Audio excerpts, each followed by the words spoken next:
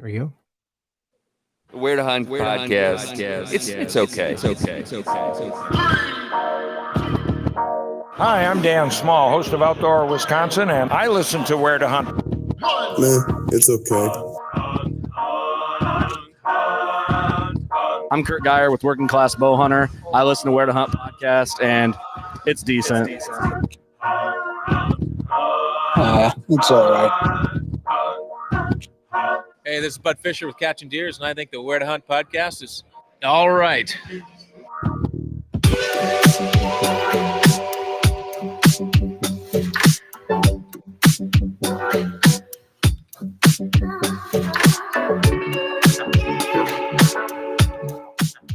Hey, what up, everybody? Welcome to the Where to Hunt podcast, the podcast that connects public land hunting enthusiasts, aka the okayest podcast in the Midwest, coming at you from the Okayest Hunter podcast studio. Head on over to okayesthunter.com, not Okayest Hunter, but just okayesthunter.com, and use code W2H podcast for 10% off of some of their merch, some of their swag. They just released a new Shed Full of Sheds t-shirt, and stickers are on the way. So that's pretty neat. If you are into shed hunting and you want to have a shed full of sheds, or if you don't, you can only dream like the rest of us okayest hunters, then this is the shirt for you either way. And, also want to call out our friends Backwoods Grind Coffee. Head over to backwoodsgrind.com. You can use code W2H podcast for 10% off. I'll save you the bumper this week. Those guys were at the Iowa Deer Classic, and a couple of folks stopped by their booth to say they heard of them from the podcast. So thanks everybody for doing that. One of our other friends was very clumsy and knocked over some of their glass stuff. I got to hear that story. So that's, I think, pretty damn funny. But, good coffee, you're just not going to be let down. I've been drinking way more of it than usual. I don't know what I'm doing. I'm just drinking a lot of coffee these days. Gee, I wonder why. Yeah. And I wanted to let everybody know that Spartan Forge sponsors our call-in line and our video chat feature. So if you want to call in and talk to us over the phone, the number's on the screen. It's 262-757-4122, or you can, after about 30 minutes in the show, I'll drop the video link so you can come in via video if you'd like. And check out Spartan Forge. Go over to spartanforge.ai and make sure that if you're going to sign up, you do it soon and use our code W2H, because you're going to save 20% off. And that's like 15 to 20 bucks, I think, for the year that you could save. They're adding a ton of new features, and that's going to be released. And once that happens, that's when that price increase is going to happen. So get over there and use that code sooner than later. There really is some urgency behind that. You can use the code later too, but you're just going to save more money now because they're going to grandfather people in if you're in now.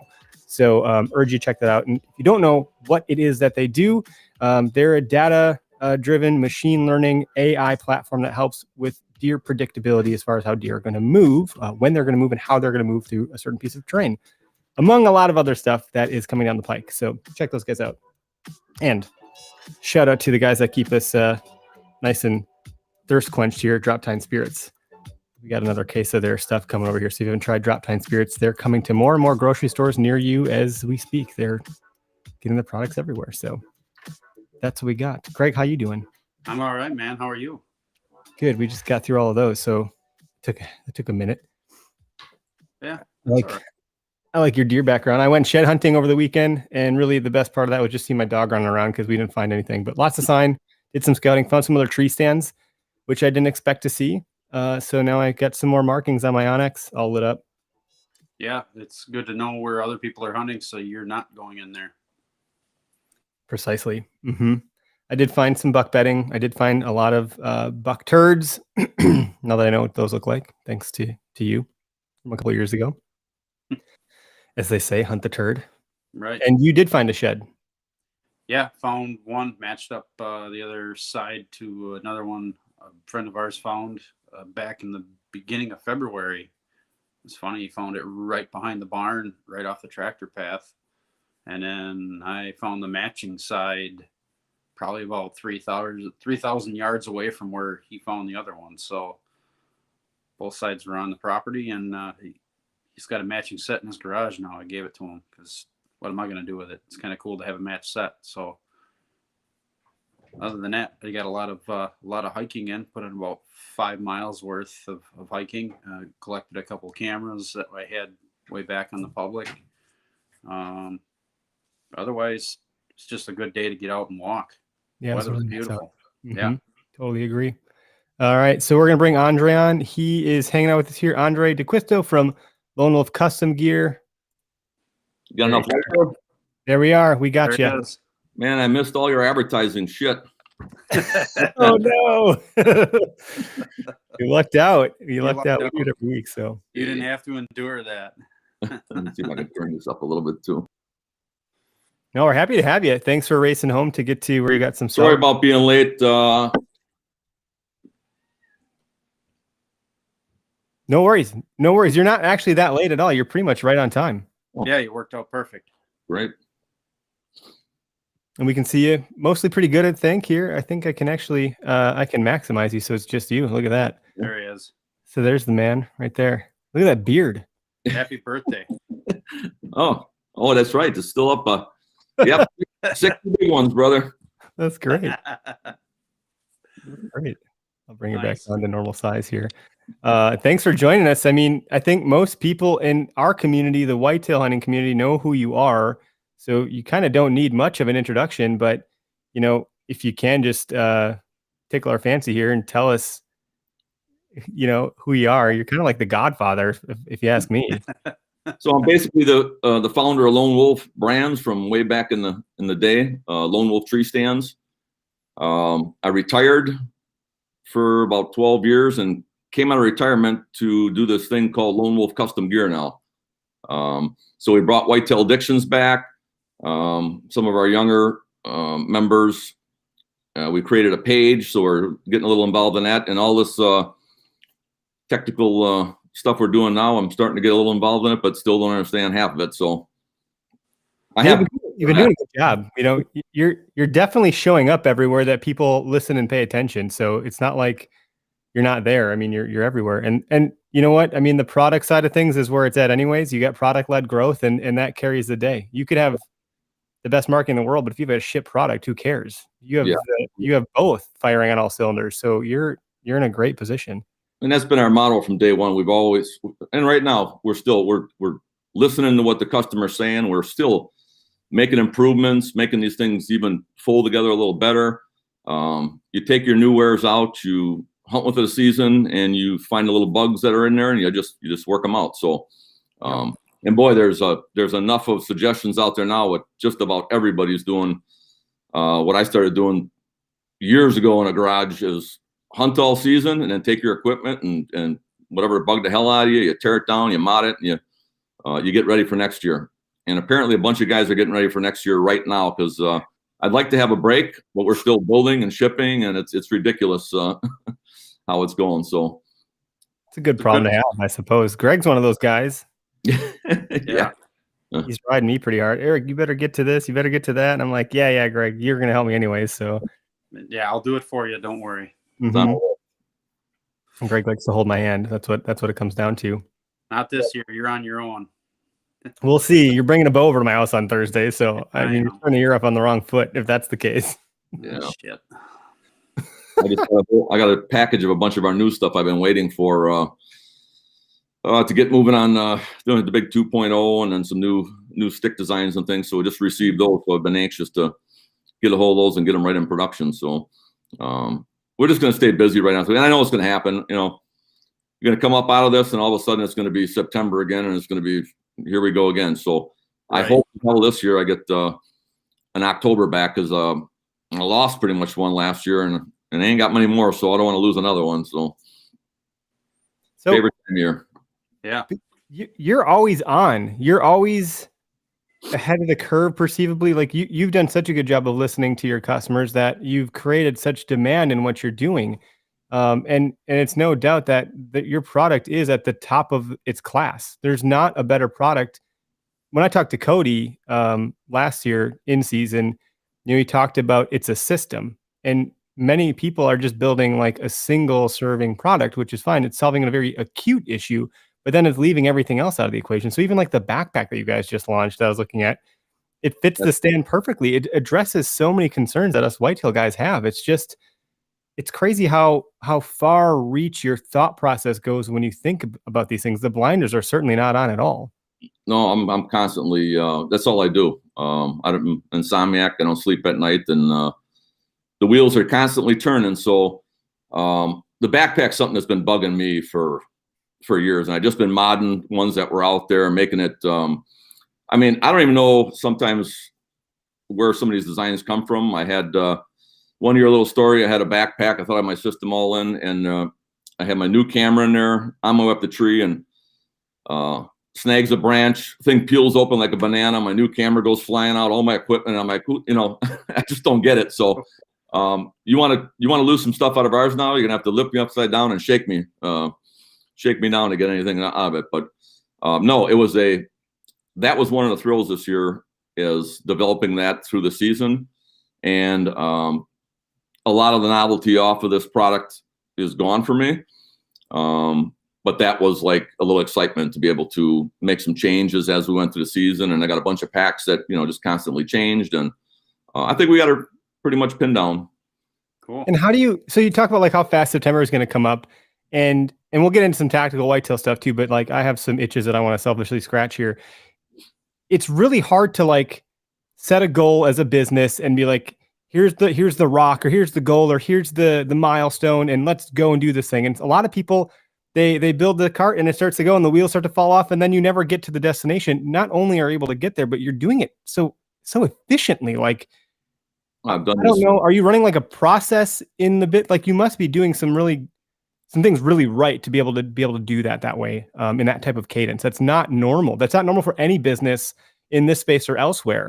It's funny because I got a partner that's a patent attorney, and he gave me a nice pat on the back, and he just said, he's like, you know, I would deal with thousands of guys over the years. He's the $1 billion cap fund that his company is working with, and he says he's never seen somebody with the nuts and bolts of the way I think about things. And I think that's got to do with just the personality trait I had from little on up, and always tearing stuff apart and trying to make stuff better. We're looking at the product now. There is no way to get any more compact and streamlined. And I'm still thinking, man, how could I do this? How can I take this thing a little bit, you know, maybe a ½ inch thinner, or I think we're there with a lot of it. And the double steps are coming along great. All of the stuff's a great process. I got my son to inspire me a little bit when I get a little lazy. I'm a little older now. You know, he's running like I was running full out years ago, and he'll push you a little bit, you know. So I'm just constantly on it, constantly making things better, wanting to improve. And I use the stuff, so I can't have anything bugging the hell out of me during the season. And you talk about the system. So we designed this stuff for the general public, and I use it a certain way. Like years ago, believe it or not, the cast stands that I had a 1/4 inch milled off the whole bottom of it. I was running lightweight, lighter than everybody was that, but we have guys that are 350 hunting out of it, you know, down to 150. So you had to have that big safety factor in there. So I just constantly modifying, making stuff my way. But then I do listen, and I've listened to other people in the industry, other guys. My first hang on did not have a seat that flipped out of the way.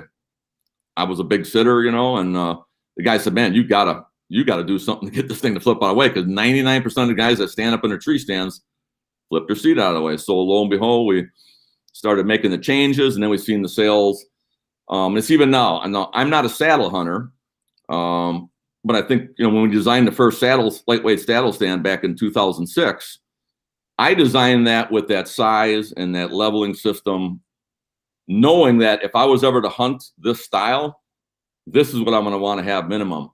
I didn't know guys were crazy enough to sit on a couple of steps for frickin' 8 hours. And, you know, so we're giving everybody what they want. You're going to see some really new groundbreaking innovation in the saddle platforms.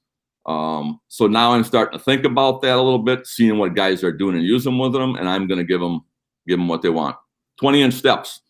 I can barely reach one, but I think 90% of the guys out there want a 20-inch step. So we got them in our compacts, and we got them in our double steps now. So, and 3 different size stands, big, medium, and then the smallest one there.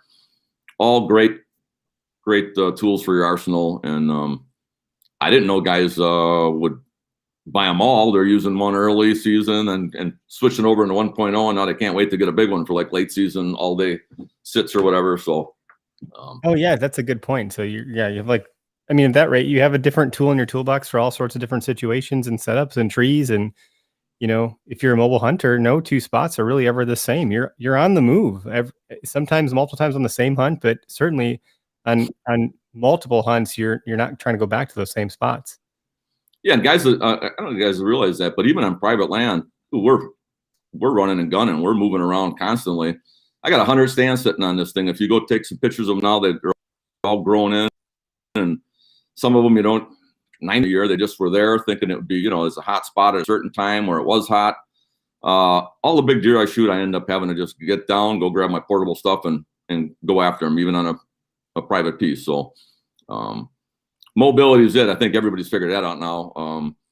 We listen to the stories of customers that got our equipment and then went out the first couple of years or their first time out, and I'm like, why ain't it? They're shooting their deer on the first day in or second day in. I said, what the hell's going on here? I mean, it's like, but it's great to see these guys doing what I did years ago, and I'm kind of living, and we get to watch the page and see the success that they're having.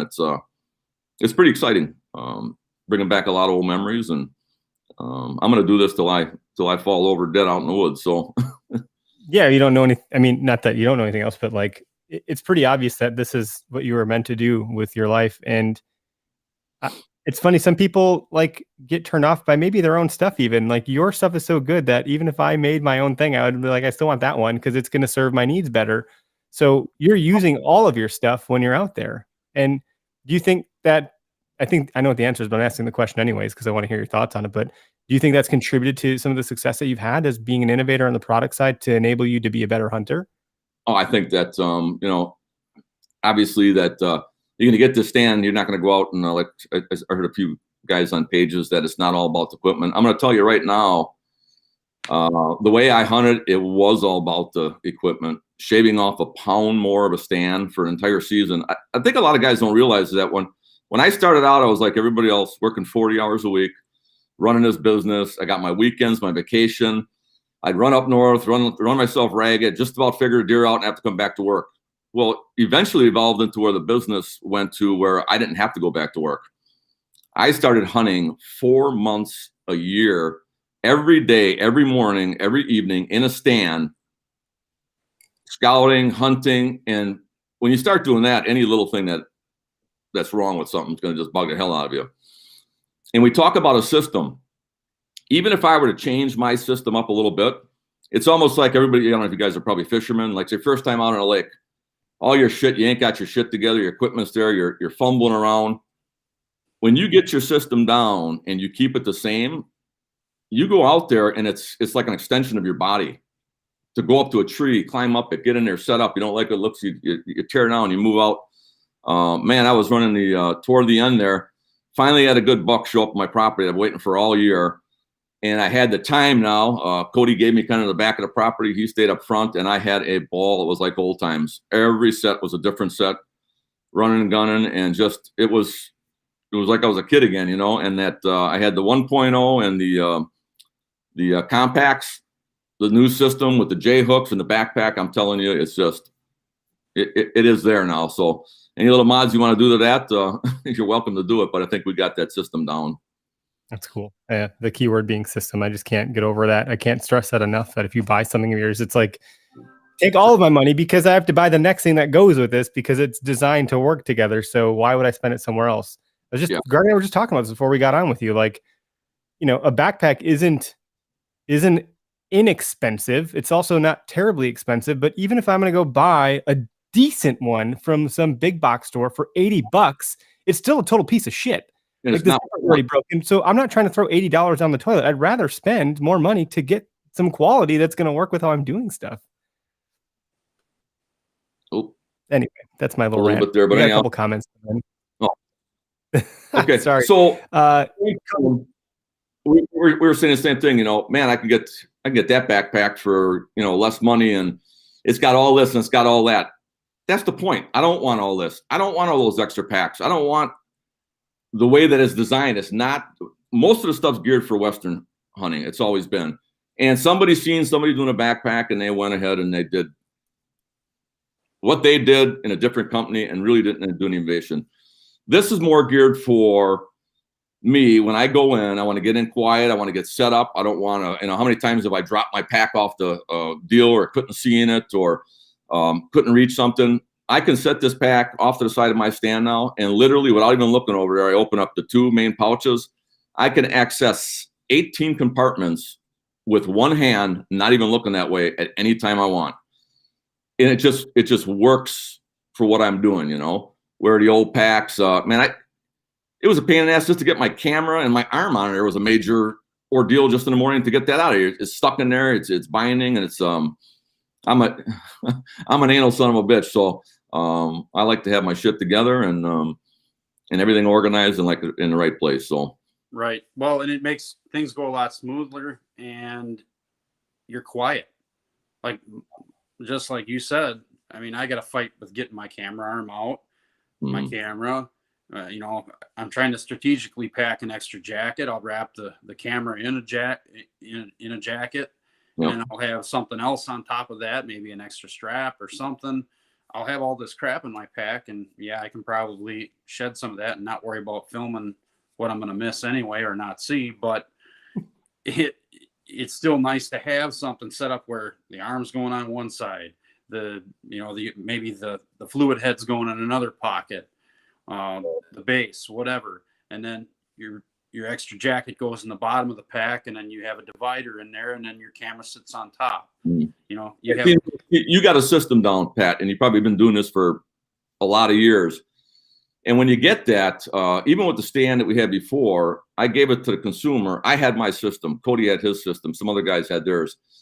Now we're kind of, because we get a lot of input from customers on these pages and stuff. And I didn't realize that there's a lot of guys just getting into it and haven't gone through all the bullshit we've gone through. So we're kind of fixing that. All the problems and all the learning curve that we went through, you don't have to go through anymore. You could get that, practice up with it, get good with it, and then you can still put your little 2 cents in there. Like, I can't wait to see what the guys, like this new pack now, you can pack sticks in both the side compartments are big enough, strap stands on. I want to see what the saddle hunters will do with this. And I'm coming up with a stand specifically for that, a smaller one that will attach to like the backpack.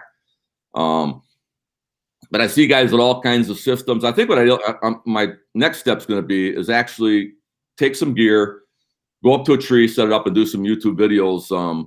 I cannot believe the guys that are throwing belts around, hitting themselves in the head. And I'm like, has anybody ever figured out to use your stick as an extension of your arm and just hook the belt, reach around it? And somebody's seen that on a video and said, holy shit. I'm like, what do you mean, holy shit? You haven't figured this out. And you're trying to catch this belt. And why don't you just take your stick, B bracket? And so a lot of simple stuff like that. But we take for granted. One of your videos almost pissed my pants when I seen your video on. Oh, me throwing the stick? That's real life. That's not a joke. That joke it is. Hey, well, I don't throw them always, but in my Mama Falls, in my swamp, I had a buddy come out from New York and hunt with me, and he was that guy. And that's when I made those pins interlock where all the shit. As soon as one day he comes in a big bundle of sticks under his hand, clinking it, just sounded like a bulldozer coming through. And I'm like, shit, we got to take care of this, So you modify it. I didn't have the problems with it, but apparently other guys did. So funny stuff though. You want to have a good product tester? You send some shit my way. I'll find all the stuff. I'm about the dumbest idiot out there, man. When it comes to some of that stuff, it's just I'm total, like, my last name doesn't show that I'm actually Polish. My mom's maiden name is Rakowski. So I'm a Polak, man. I make everything difficult. I do it all the hard way. It's just how I am. Well, a lot of us do the same, but I do have a few key guys too that I give them the shit and I say, okay, you're pushing around 250, wreck this son of a bitch. Go abuse it, see what you can do with it, try and destroy it type of thing. So I'll get some stuff your way that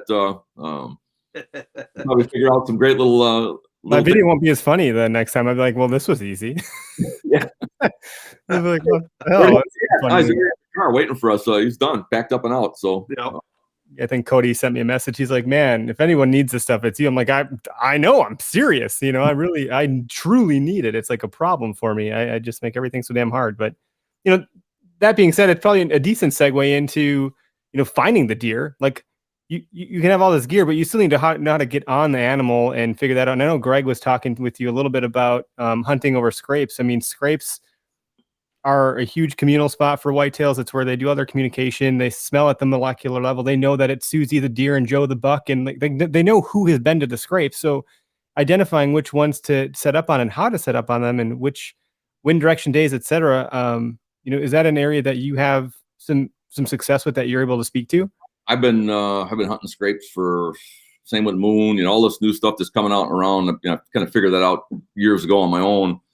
But yes, somebody, I think, I'm trying to think, Robert from the Buck Junkies made, he said it best though on a post. Hunting scrapes sometimes could be fool's gold. We all know, you know, you put your cameras out, you see the stuff, you hunt these things, and it's like a ghost town. There are short windows for that stuff, and if you're in the window, it could be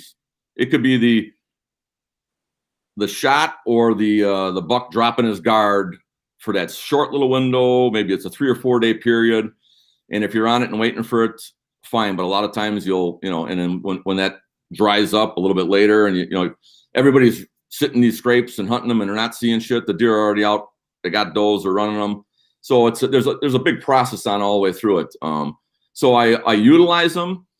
Some of these biggest bucks I've hunted over scrapes early on, I realized they almost check that thing like you're hunting a bait or something, and they get downwind right at dark, and they just stay back there and they don't come out, and you'll break down and get down, and all of a sudden, you know, the deer will blow out of there. He didn't exactly know you're there. But so there's some guys that have, a lot of their hunting techniques are on scrapes. So we got some guys on our pages too that are pretty, and they're making these mock scrapes. And boy, for me, that was all years ago. Taboo, scents, lures. No sense is the best sense is what I said years ago. There was so much pressure and so many other guys. My motto was, and people think that, Jesus Christ, this guy runs all over hell. He busts deer out. He screws everything up. I stir the whole pot up, but the spot of my ambush, I know what I've done, and it's a clean ambush. And when these deer come into that area and go through it, for that particular spot, they ain't got a clue what's going on. And that's how I like to hunt. Complete and utter surprise.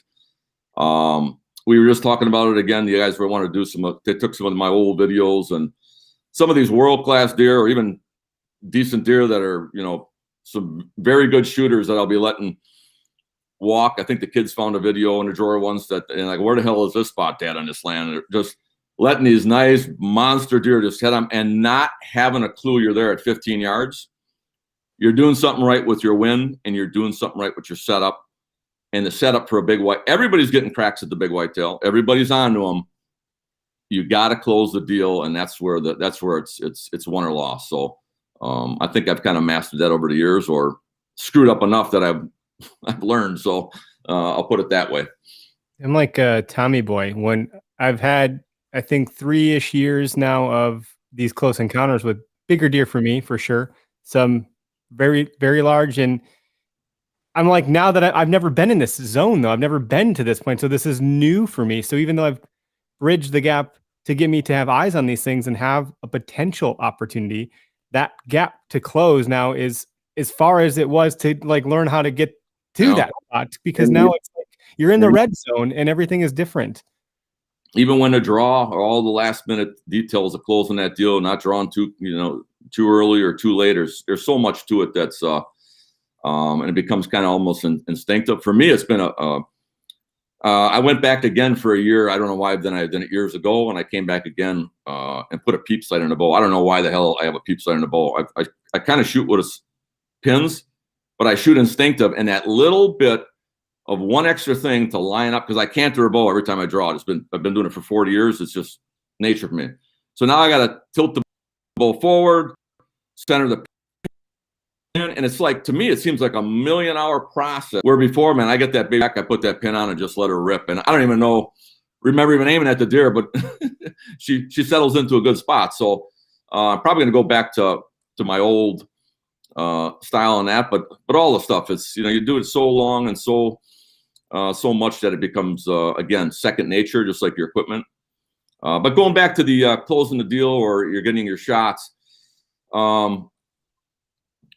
just going from a certain class deer to the next, almost like I'll go back to fishing again. Man, I just got a new boat. It's got better equipment, better this, better that. How come I can't get a goddamn fish? I'm not used to this setup, and then once you learn it, you become a machine. It becomes an extension of you, and you just go at it hard. So the biggest thing in my career, I think, what led to a lot of my success was when I figured out how to get a stand to not squeak. It was what was costing me everything. I was petrified to death that this deer was going to come in on the wrong side, or I was going to have to make a move. That's why where I sit now, I'll be seated. I'll have a bow on my knee. I mean, that's all I got to do. And I'll have that set up so the deer will be coming from like behind me and quartering away. And that's all I got to do is make a very small little movement to get back. So I could be covered up with other deer. But man, I wish that somebody had the videos of some of the things. I get up, turn completely around, have a deer, huge buck at like 7 yards, have to turn all the way around, drop to a knee, and stretch around the tree and put an arrow in the son of a bitch. I would never in a million years ago even. And I'm doing it with no squeaks, no creaks, and it's just because I'm used to it now. It's like I take it for granted what I have. So so everybody's got an advantage. You guys want, instead of going back to a recurve, and go back to a hollow tube stand or expanded metal one and go chase some of these deer around now with all the pressure and all the guys after them, and there's your challenge. So go back. The pressure is real. I mean, we're in Wisconsin. We're in southeastern Wisconsin. We're right between Madison and Milwaukee, and it's we're right in the middle of two highly densely populated cities. There's not a lot of land that you can go to where you're not going to have pressure. We only and exclusively hunt public property, and it's tricky. I mean, like 90% of our time is just trying to, it's not about finding deer tracks and sign. That's everywhere. It's about not finding boot tracks. Yeah. And then getting onto where the deer are at, because everyone is a crusader now, and everyone has watched Whitetail Adrenaline, and everyone's got all this stuff where they're trudging through nasty shit too, because it's like a badge of honor. Yeah. They're excited to take the plunge. It's changed. Yeah. And I've hunted a lot of that stuff, and it was more even private with a lot of guys. How'd you like to have 10 acres with 10 guys on it? And I just go read the sign, and I'd find the spots. And years ago, I used to be able to bait. We'd have a piece with 10 guys on there. Every guy's running a bait on there. It's like a zoo, and it's the deer are doing something. Those deer learn to manipulate people, and everybody's still scared to death about bumping deer and doing shit. I've watched deer. I've jumped them out of their beds. I've watched them go back in the thicket, just watching me, letting me walk on by, and then drop down to their front knees and just bed down, and then just let me get on out of the way. And I just go to my spot that's set up and hunt and stick to my game plan. So, but there's got to be a point in time when you decide that, hey, this is getting ridiculous. Like I'd be hunting, and I'd have grouse hunters walk up to me on my, in a stand. Hey, you see anything? And and like I did now, and it's a frustrating deal. And I do admit that what's a little different now is that I used to go to public land to get peace and quiet years ago. Thousands and thousands of acres up in northern Wisconsin. I never seen a guy for 4 days up in there. All the private ground I had was the pressure. Everybody, the guys would give everybody and their brother permission to hunt, and it was just a zoo. So even though the caliber bucks were bigger, it was closer to home. I just enjoyed that, getting up in that pristine country. And I had a 2-piece climber back then. That was my first mobile unit. And I would just strap her on and go. And it was some of the best days I think I've had hunting whitetail. So it's cool. I talk a lot about it on this podcast. My dad's a listener, and he's a tinker. He just did a whole bunch of stuff and did his own setup with some climbing sticks that he has. And he's like, he'd put a lot of effort into it. Maybe not a lot. I mean, he's about the okayest hunter too. But he used to take me to the Nicolet National Forest when I was a kid, and I still miss that dearly. It's different than anything else. It's desolate. There's predation up there. You have to be mindful of to some degree. At least it's in the back of my mind when you're in pitch black, Nicolet National Forest. I'm like, there could be a pack of wolves. There could be a cougar there. So here's a funny story. I ran into a guy like that once on public land. I'm hunting a field edge, so obviously it stays a little lighter on the field edge, and you get back in that timber, and it is black before even closing. And this young kid comes out of there, and he's like, "Look, you go spook like a ghost." I said, "Dude, it's just freaking prime time. What are you doing?" You know. And we both had permission to hunt the property, so and I kindly asked him. I said, "You coming back here tomorrow?" He says, "Yeah." I said, "Good. I ain't. I'm getting the hell out of here," because he was, getting down a little toury, but he was back in, and like I said, it gets. Well, you know how it is. It can get eerie. It can get a little eerie, and you could get lost, turned around, and that's probably the more dangerous thing is you might not come out of the woods if you get a little bit turned around. And as a young guy, you might not know how to read a compass that great, and you certainly don't have any cell phone coverage up there, so you need to know how to read a map and a compass to navigate a little bit.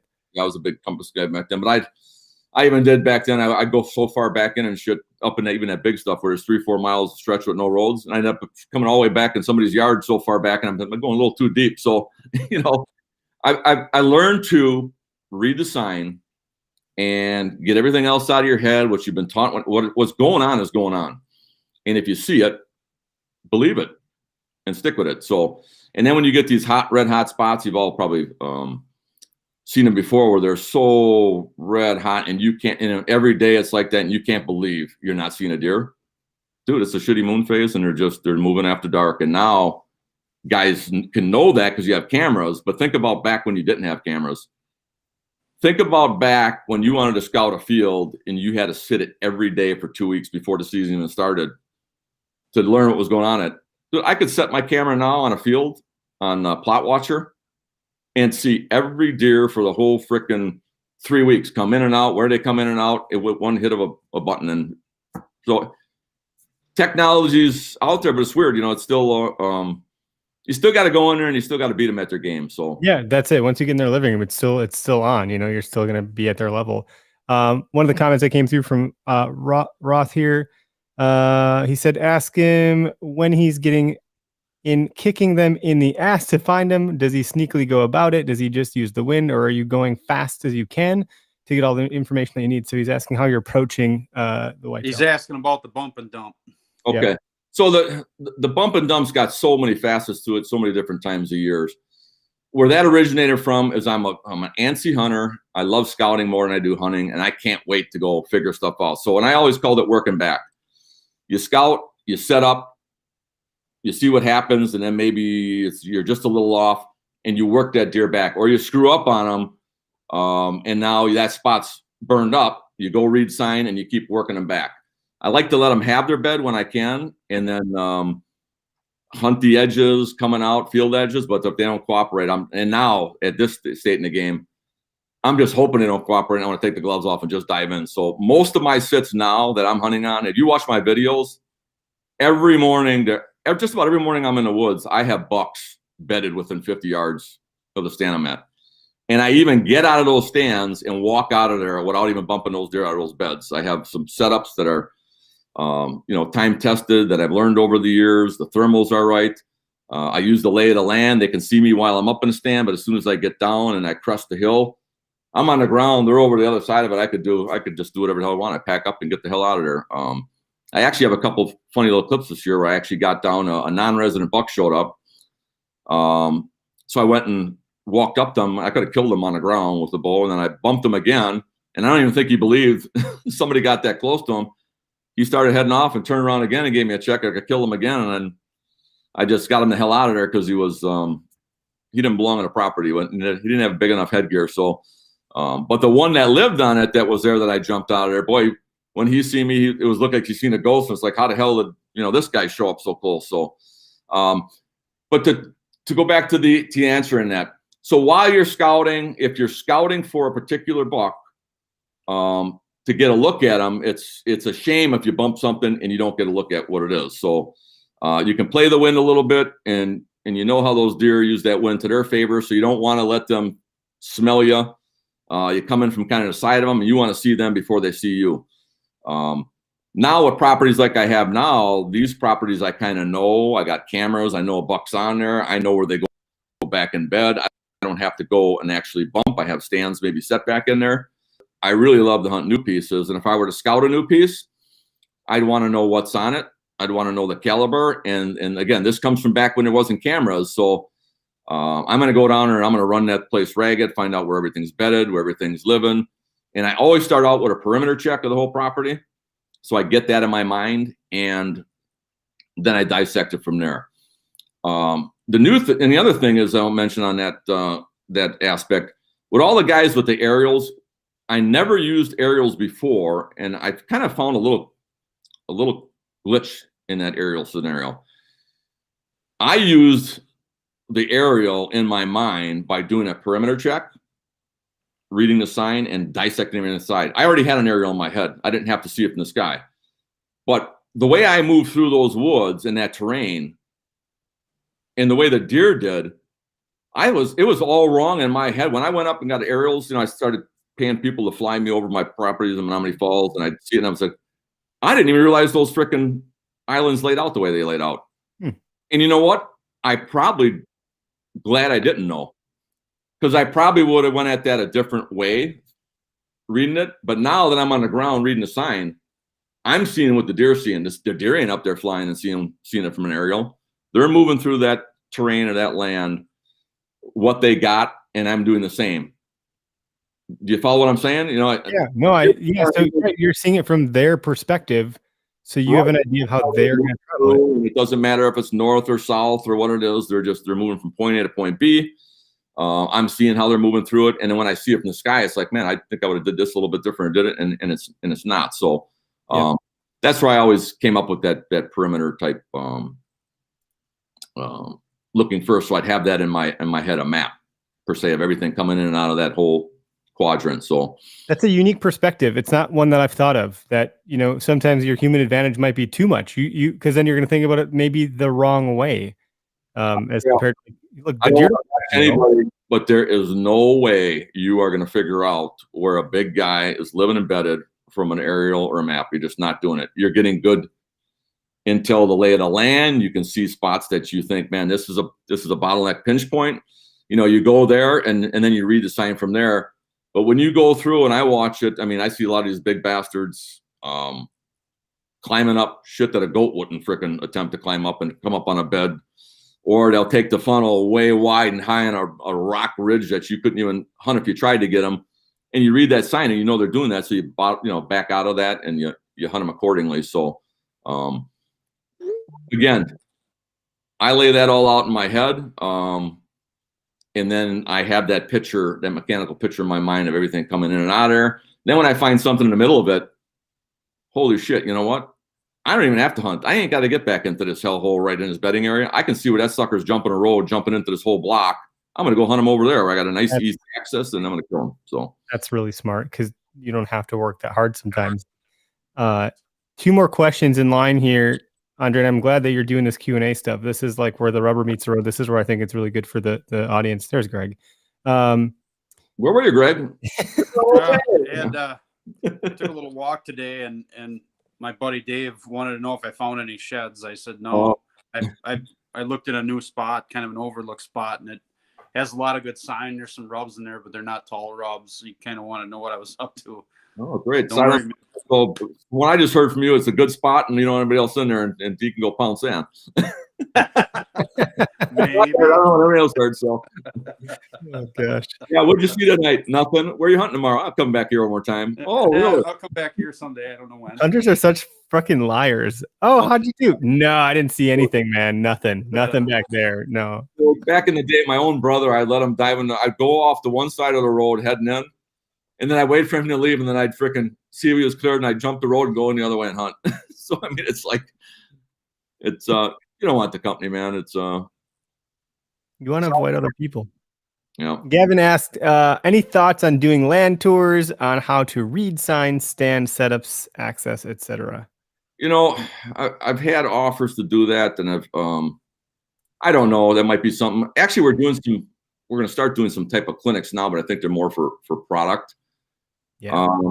And I don't know if I could do some of that stuff for you guys on if you watch some of them whitetail addictions things, and you can kind of get an idea of how I went about that. But to go do that on my land or to go to some piece, I just don't know if it's in the near future to do that, you know. And it takes a lot of time to do that. yeah, and it's I'd love to show some guys. I have setups, dude, that are just any wind direction. I am invincible. I got the thermals figured out. I got shit figured out that we just had a big post. I wanted to so much jump into this. A lot of the more serious guys, our senior staff, got some of this figured out, and I'm reading all the posts back and forth on the Mobile Hunter United. And I wanted to get in there, but I can't type, I can't spell, and it would take me hours to just. I don't have the time. I'd love to do it on this type of thing where we can talk about it, and I could teach some things that I've learned about the wind and the whitetail. And I'm gonna tell you right now, it's the whole game. You figure that out. You're gonna close that. You're gonna capitalize. You're not gonna constantly be chasing and spooking and screwing spots up. So that's the biggest game changer for me. And I'm just brand new to this stuff. You know, I'm still so in the beginning of it all, and the wind thing has been the biggest piece for me. You know, I've never felt more confident in the woods. Prior to that, I just had no idea. Like, the wind's gonna do what the wind's gonna do. The deer are gonna come from the deer they come from. Like, how do people know where the hell they're coming from? You know, I just never had any concept of it. And I was a total chance hunter, and that's not the case anymore. And sometimes you don't know where they're going to come from. But I think everybody, and there's a lot of serious enough guys out there that have figured out. We've been hunting the wind for years. So here's a little bit of tidbit. I don't know if anybody's old enough, even in this audience, to remember this.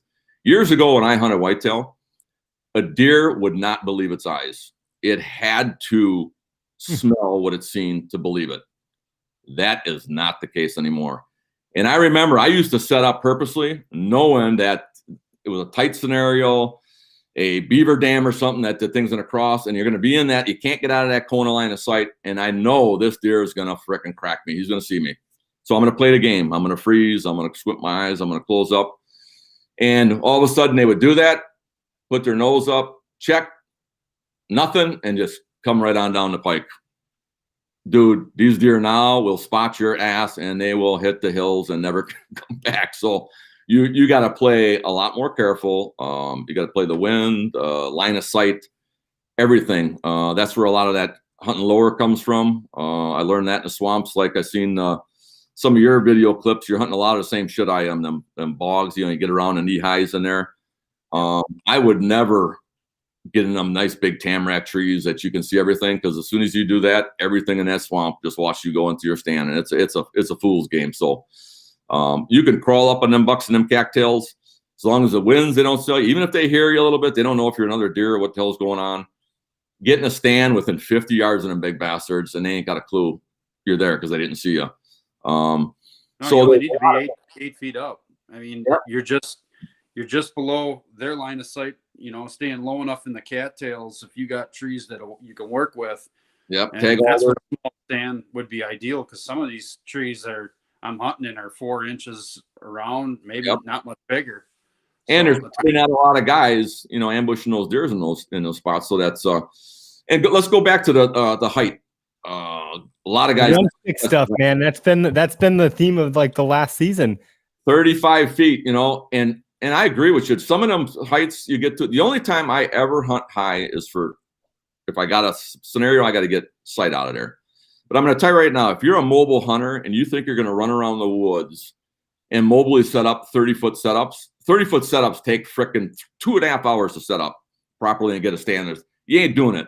So to run around with a couple sticks, like Cody does 2 or 3, and get up to a proper height you can hunt, you can do that efficiently, not sweating up, and you can do that day in and day out, and not beat the shit out of yourself.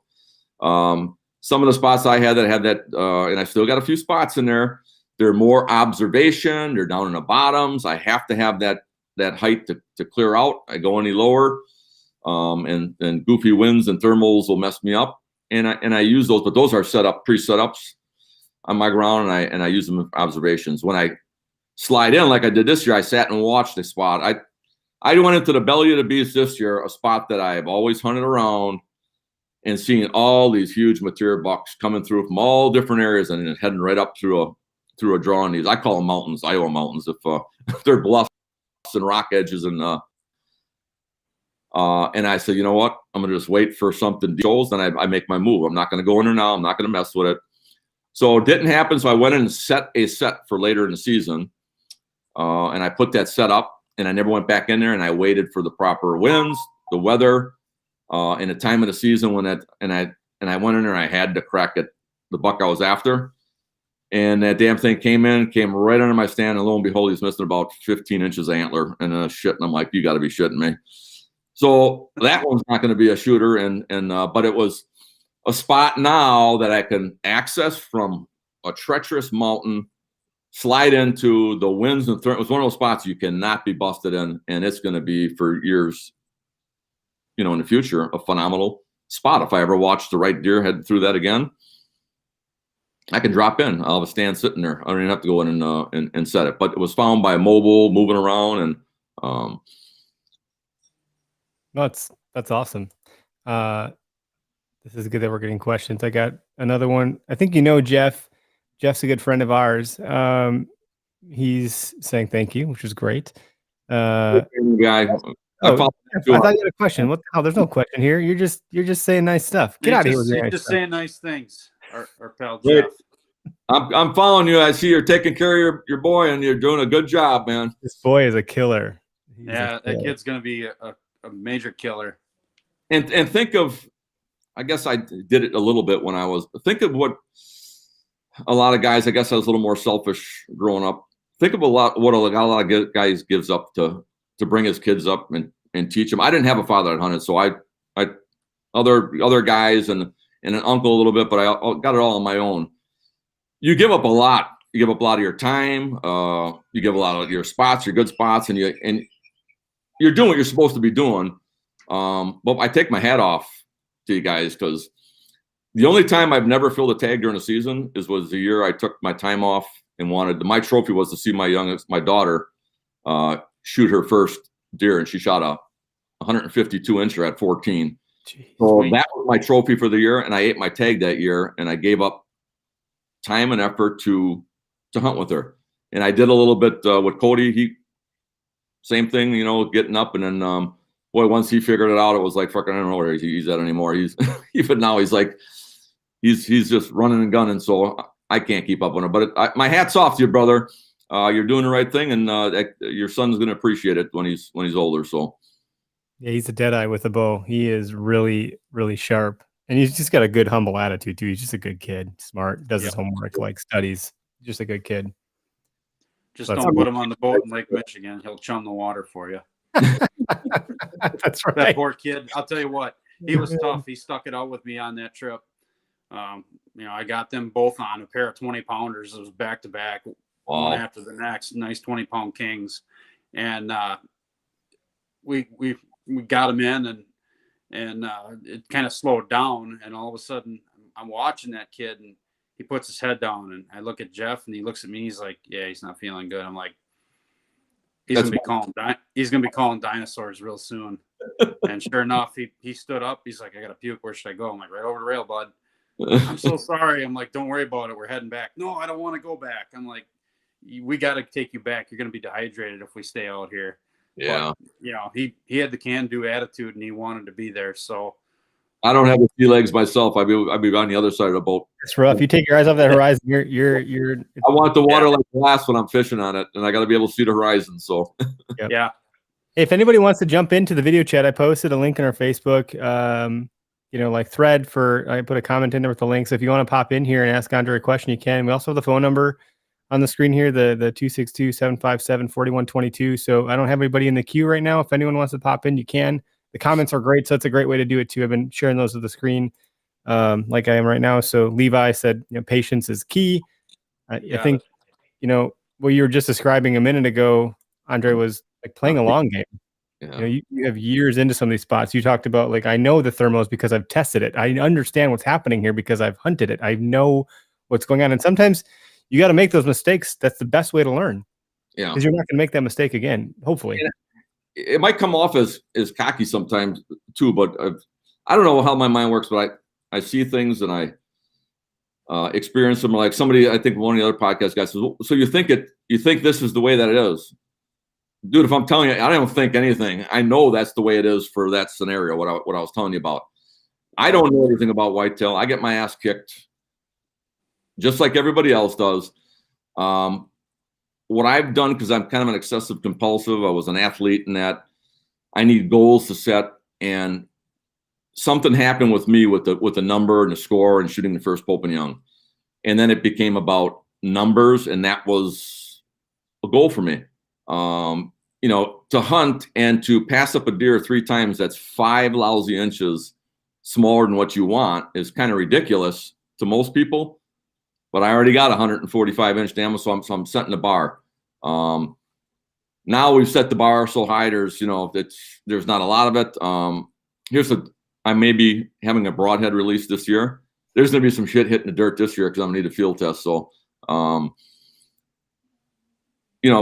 get a recurve, bring your standards down. I still love the game, and I'm waiting for that right deer. There was a couple deer actually I would have shot on my property this year that were that I wanted.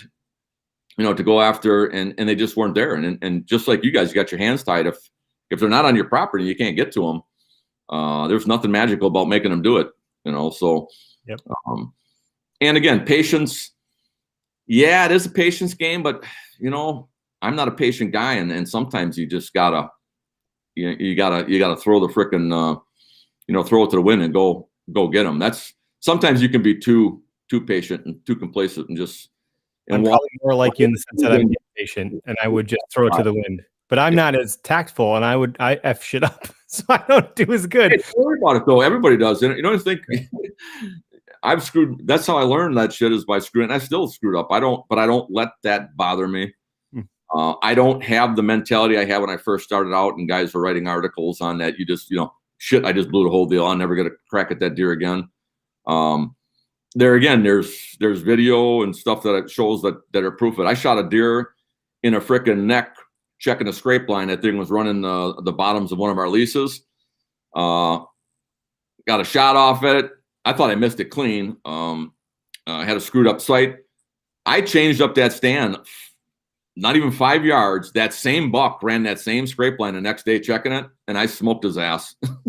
And most guys would have thought, this is over, this is done.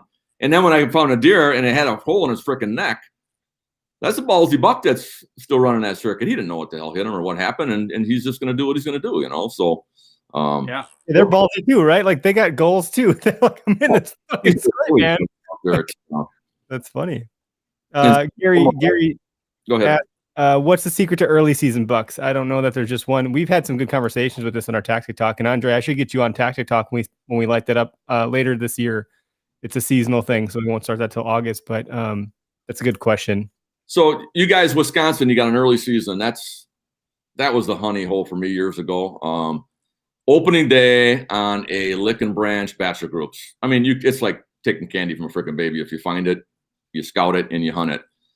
I don't even have that anymore. Our season comes in October 1, and by October 1, that shit is over here. So I missed that. So if you're a Kentucky hunter or you can hunt these deer in velvet, if you got the spot where the bachelor group's at and some of your neighbors are not, you're going to have the whole bowl right in your lap. And then what sucks about that, who the hell wants to shoot a deer opening frickin' day and then not be able to hunt again, with having one tag? Well, now you got multiple seasons, different states. What's great about that, if you're a trophy hunter, is you can shoot a decent buck, get the pressure off, and then get cocky and go after something you want for your wall. And maybe you go down to Illinois or you go to Kentucky and you can still hunt per se, where years ago you couldn't. You're done with your one buck. So so early in October here too, it's I'll normally have it's all about food. Whitetail early is about food. Problem is they're bedding where they're feeding.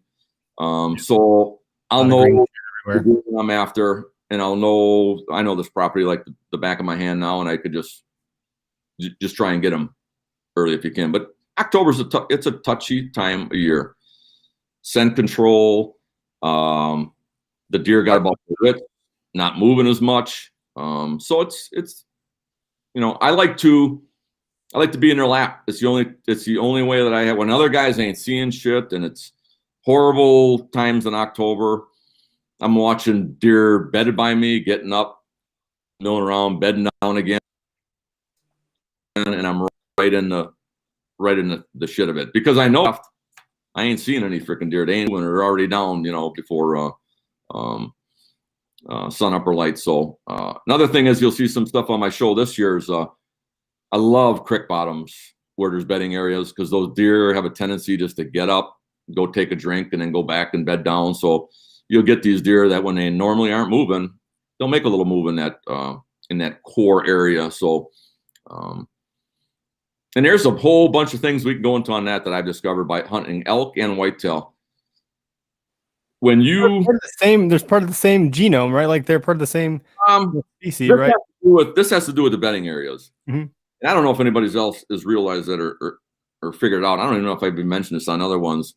When you crack the serenity of a bedding spot where there's a deer in there, where all the deer and they're all bedded around you, it's almost like they went through their process to get there, and they can't even believe. Like I'll get down and walk out of some of these, and it's like they, and especially even with elk, it's like, how the fuck did he get in here? There's all satellites around it. There's no way there's a guy in here, and it's like they just don't have the effect as if on their way in they crack you coming in. Now it's like, holy shit, taboo, somebody's in there.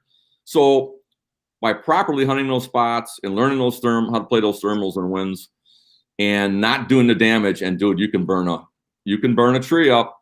You don't even have to kill a deer out of it. Big Mama Doe will learn that's a bad spot. She'll teach all her offspring, and they'll teach your offspring. And so it's I don't like to have a lot of other people hunt my stands. If someone's going to screw it up, I'd screw it up. But that's what mobility is about. I can just slide over, go back a little bit or closer, and have a whole fresh new. I call it a virgin sit. Think about it. You're hunting in big swamps. There's all those big trees in there. You know how many guys have hunted out of those over the years? They all got the old wood stands pounded in there. Everyone goes to that perfect tree. They can see the whole swamp. Oh yeah. Nobody has ever hunted out of ever before and played a wind. And that's some hunting. It's an empowering feeling. So. Oh my God, this is just freaking awesome. I don't want this to end, but I'm gonna replay the hell out of this thing, and I'm gonna chop it up into micro content too. But Levi Carey, so this is funny because first of all, Levi is awesome. He's out of Wyoming. He's a huge elk hunter, and one of the things you said earlier about like letting a lot of these really big deer pass because they might be like 5 inches short is you've had a shit ton of observation hits, just observation sits, just because you had passed on so many big deer. But like a lot of us don't even get eyes on deer that big ever. So his question I'd like to tie back to that point is, what's the weirdest deer behavior you've ever seen? But I would add on to that, like what are some things you've seen these big animals do that like maybe some of us, as hunters don't know about? So those are going to be kind of two different. I'll answer his. I think a mature, huge deer, people say they don't bed together. They don't. And I think this has to do with bachelor groups versus if you get a dominant deer in one bachelor group, dominant deer in another, that is a mix that's not going to end well. I've watched this was before all the video stuff, a pretty big mature deer actually breed a doe. He popped her, she ran off. He was standing there with his legs caved in, barely could even walk. And he walked a little bit and he went and bedded down. And I watched a 3-pointer walk up to that deer, and basically, and that deer let him. Basically, that deer just leaned his head sideways and let that little buck spar with one of his antlers on there. And I'm like, this is insane. And you'd think that deer. I've seen deer of that caliber literally kill small bucks. I mean, how many falls I had a property once? 3 bucks. This big deer was so big, there was nothing else, no competition. He was so wound up. He was just looking for something to spar with, and these damn young deer were getting murdered. He was popping holes in their guts, and there's a weird one. I actually watched. So I hunted an area that was. I had it all figured out. Nobody did. It was a sanctuary, a pine area where these deer would get up and move around, and they would not come out of that until pitch dark. And this core area where these big ones would bed, it was getting more toward the rut. The bucks were getting wound up, and this was a buck that was going to be probably possible state record caliber. Back then it was 177, and it was a dandy. And he'd get up and just working up and ripping the shit out of stuff. And there was another small scrub little 1.5-year-old buck in there, and it was almost like it was bawling and crying. And this buck would grunt at that thing, and it would run out of there and get away. And that deer would frickin' do a weird bark at this small deer, like, you get your ass over here and frickin' spar with me, or I'm gonna frickin' kill you. And it was like it was going back, like the kid you sent back in the swamp, that was didn't want to go back in for a drive. It didn't want to go there. And then I seen that deer go into the pines. That buck go in there, and it sounded like somebody murdered a baby. And that deer killed that frickin' deer. I found that deer later in there, gored it up under the guts, and just so wound up. And I've been like that a few times at a bar. Let me tell you, buddy. You don't want to be. That deer should have ran and turned around and never came back and went to somebody else's freaking property. But so there's some weird things that are going on out there, and the fight to the death. If you look at some of our XOP footage of a deer that Cody shot out of your one deer, that deer came out with all its antlers just covered in blood. I got that thing under my stand for 30-40 minutes battling with another buck. It would win the fight, and it would sit there, and anything that would come out to that field, it would come out and just frickin' destroy it. When I got down at night and got out of there, I was squeezing the cheeks of my frickin' ass like, man, this thing is going to murder me if it thinks I'm another deer. And it was that time of year. Now, there's 3 days that you can go screw up, scent up, do whatever the hell you want. Just get your frickin' ass in a tree, and you'll be able to kill something, because they don't give a shit anymore, And that's a big key thing for public ground too.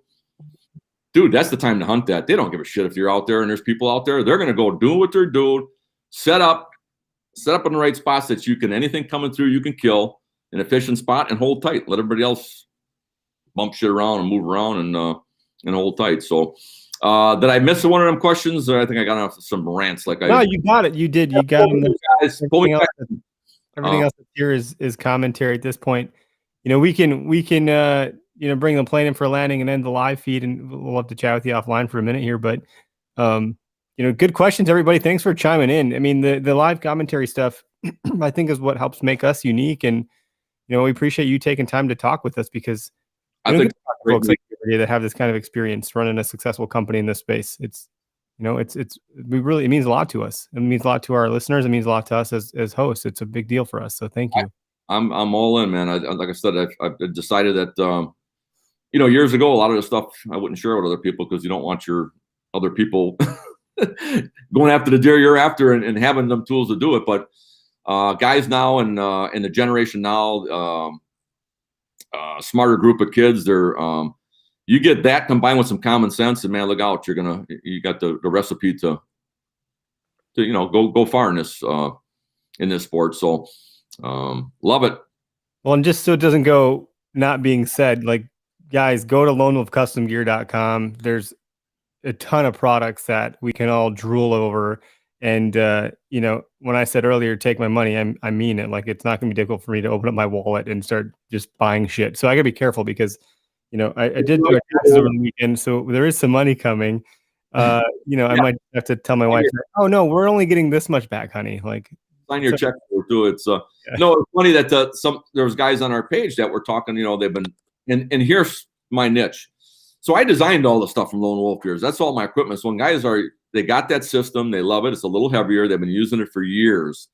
There's really nowhere to go to the next step. So that's where kind of this is bringing a little lighter, a little more compact. But man, if that stuff's working for you and it's a great product, you're just carrying around a little bit more poundage, and you might already have your things figured out. I have no qualms or problems. That's mobile hunting. I was using that shit for decades, and now we're just taking it, like I said, to the next level. So I got a bow holder coming out now. You guys, I think, will be awesome little nifty little product that guys were, none of the bows fit in our holder except my bow. So I think we needed to do something there. So I got a lot of things. I'm listening, and I'm actually now asking, I want to know, what do you want, man? What are you looking for? What does this industry need yet? I know that cold feet's a big one, and I think I got that figured out, but I don't know, is that my next deal, or is there it could be. It could be. I mean, I've Greg's got the a system. thinker here. He's the gearhead. Well, I don't know if I'm a gearhead. I try. What do people? What's missing? I'm sorry, I lost you. We broke up. Let me know what's the next. We got the bag now figured out. We got everything folding together figured out. I got, I think, all the problems with cameras figured out with our camera. I know there's a ton of them out there. I got a forgiving bow that I've been shooting for years. I think I got a lot of that figured out. I got had some ideas and some different stuff on broadheads, but more of that's going to be there's some stuff out there that ain't broke. You don't need to fix it type of thing. So I know what I like to shoot, what I like. But if there's anything out there, you guys are and not just another design shirt or anything like that. Something something groundbreaking, please. So Levi said a scabbard for a bow. Scabbard for a bow on a horse. Yeah, okay, Levi, but your better horse have is a gonna horse fall off the that's going to mountain stay again. alive first. Yeah. unreal. Trail cam holders. Interesting. Yeah, trail cam holders or trail cam bases. I mean, your camera has a base, but for someone for another that's huge. So someone told us we should take that and make that for and adapt to other cameras. That is the biggest. So I'm still field testing cellular. I'm finding still cellular. I have some patents pending on that I think I have it fixed.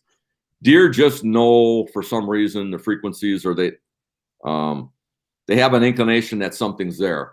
I think I fixed that with our cameras as far as spooking deer for your normal, but just like I did years ago with the stands, I got into the stands, had the best wood stands when wood stands were around, and the whole industry went to aluminum.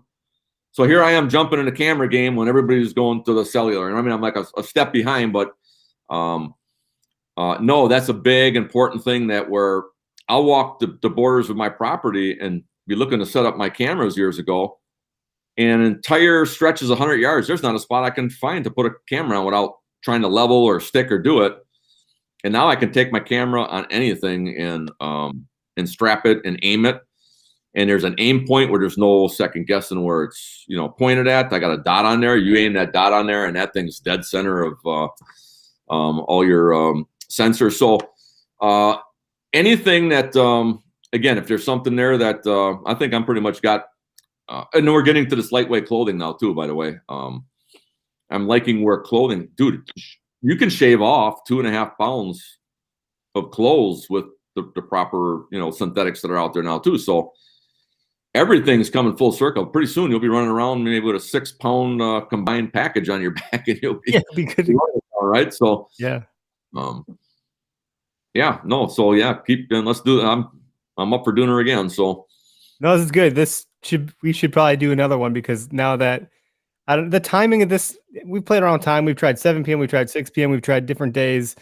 It's hit or miss. Everyone's got kids. They're putting to bed or putting in the bath or whatever they're doing, eating dinner, getting off of work. So we're not going to hit everybody, but if we do another one, we might get some more folks with different questions, but there's some, I would encourage you to spend time in the comment section here, or someone on your staff to go through and look at some of the things people are saying here for making sure you're getting all the questions and stuff. But this will be produced tonight. That's how we roll. It'll be live in podcast land tonight, so everyone can listen to the full episode again today, again tomorrow, first thing in the morning on their commute to work, whatever they're doing. So, I'm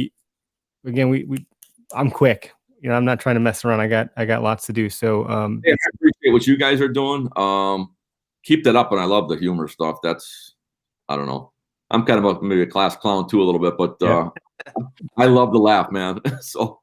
Well, you got to. I mean, it's great to take it serious and all, but don't take it so serious. Don't get too full of yourself, because exactly. I think it takes the fun out of it. I like to laugh too, and that's kind of how I've been all my life. I don't mind laughing at myself nowadays either, because do some stupid shit out there, and boy, I could tell you some stuff when I got started that downright embarrassing that I wouldn't even share with anyone. That's good. We'll see about that. I think we lost him. We just lost him. Darn it. We'll get him back on here. But hey, everybody, thanks for tuning in. We're going to end the live broadcast. As you all know, we'll produce tonight. So, if you're really hungry to listen, tune in this evening. Keep an eye on your podcast, whatever app you're using will be on there. And Otherwise, you can catch us on podcast land, whenever you get around to it. So thanks again. Thanks for tuning in.